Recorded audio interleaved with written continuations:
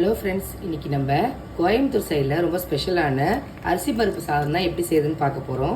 அதுக்கு 2 கப் அளவு நான் சாப்பாடு அரிசி எடுத்திருக்கேன். 3/4 கப் அளவுக்கு துவரம்பருப்பு எடுத்திருக்கேன். எல்லாத்தையும் வாஷ் பண்ணிவிட்டு தண்ணி ஊற்றி ஊற வச்சுருக்கேன். ஒரு 10 நிமிஷம் போல் இது ஊறிட்டுருக்கு. ஈரத்துக்கு தேவையான பொருட்கள் என்னென்னா, சின்ன வெங்காயம் ஒரு 1/4 கிலோ அளவுக்கு நான் கட் பண்ணி வச்சுருக்கேன். ஒரு பெரிய தக்காளியை ரஃபாக சாப் பண்ணி வச்சுருக்கேன். 2 கொத்தளவு கருவேப்பிலை, 2 பச்சை மிளகாய் இந்த மாதிரி உடச்சி வச்சுருக்கேன். தாளிப்புக்காக 1 டேபிள் ஸ்பூன் கடலைப்பருப்பு, 1 டேபிள் ஸ்பூன் உளுத்தம் பருப்பு, 1/2 டேபிள் ஸ்பூன் கடுகு எடுத்திருக்கேன். காஞ்ச மிளகாய் 2 கிள்ளி வச்சுருக்கேன், 1 முழுசாக எடுத்து வச்சுருக்கேன். இப்போ எப்படி செய்யுதுன்னு பார்க்கலாம். இந்த ரெசிபியை குக்கரில் செய்கிறது தான் ரொம்ப ஈஸி. நீங்கள் நார்மல் கடாயிலையும் டைரெக்டாக செய்யலாம். நான் இன்றைக்கி குக்கரில் தான் பண்ண போகிறேன். இப்போ குக்கர் சூடானதும் இதில் ஒரு 2 டேபிள் ஸ்பூன் அளவுக்கு எண்ணெய் சேர்த்துக்கிறேன். 1 ஸ்பூன் அளவுக்கு கீ சேர்த்துக்கிறேன். இது ஆப்ஷனல் தான். எண்ணெய் சூடானதும் நம்ம தாளிப்புக்கு எடுத்து வச்சிருந்த கடுகு, உளுத்தம்பருப்பு, கடலைப்பருப்பு எல்லாம் சேர்த்துக்கலாம். பொரியட்டும். உளுத்தம்பருப்பு பொரிஞ்சதும் இல்லை கட் பண்ணி வச்ச இது வெங்காயத்தை சேர்த்துக்கலாம்.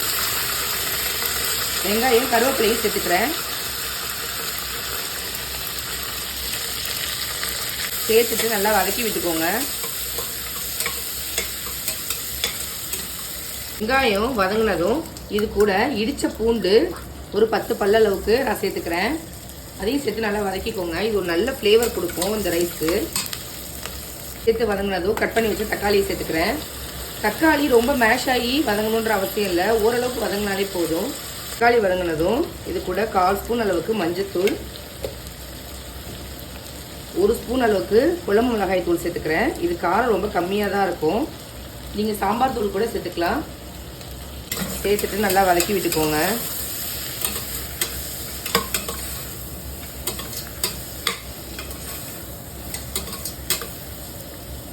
ரெண்டு கப் அளவு ரைஸ் எடுத்திருந்தேன்னு சொன்னேன். ஸோ 2 கப்பலுக்கு 6 கப் அளவு தண்ணி சேர்த்துக்கிறேன். ஒரு ரைஸுக்கு தேவையான அளவுக்கு நான் உப்பு சேர்த்துக்கிறேன். 1 ஸ்பூன் அளவுக்கு சேர்த்துருக்கேன். இப்போ இதில் நான் 6 கப் அளவு தண்ணி சேர்த்துருக்கேன். 1:3 அப்படிங்கிற மெஷர்மெண்ட்டில் தண்ணி சேர்த்துருக்கேன். நம்ம சேர்த்துருந்த தண்ணி கொதிக்க ஆரம்பிச்சிட்டு நம்ம எடுத்து வச்சிருந்த அரிசியை உள்ளே சேர்த்துக்கலாம்.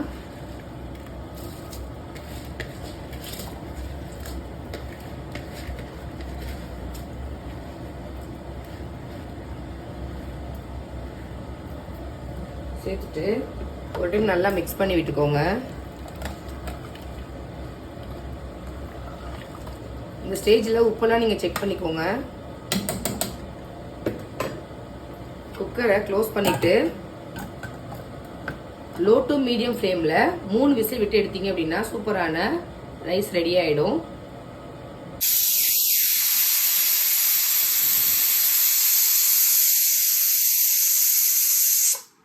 ஸ்டீம்லாம் போயிடுச்சு. ஓப்பன் பண்ணி பார்க்குறேன். பாருங்கள் எவ்வளோ சூப்பராக ரெடியாக இருக்குது அப்படின்னு. சாதம் நல்லா உதிரி உதிரியாக நல்லாவும் வெந்திருக்கு. இது சட்டுன்னு செய்யக்கூடிய ஒரு ரெசிபி தான். போடுற ரெசிபிஸ்லாம் உங்களுக்கு பிடிச்சிருந்தா நம்ம சேனலை லைக், ஷேர் அண்ட் சப்ஸ்கிரைப் பண்ண மறக்காதீங்க. தேங்க்யூ.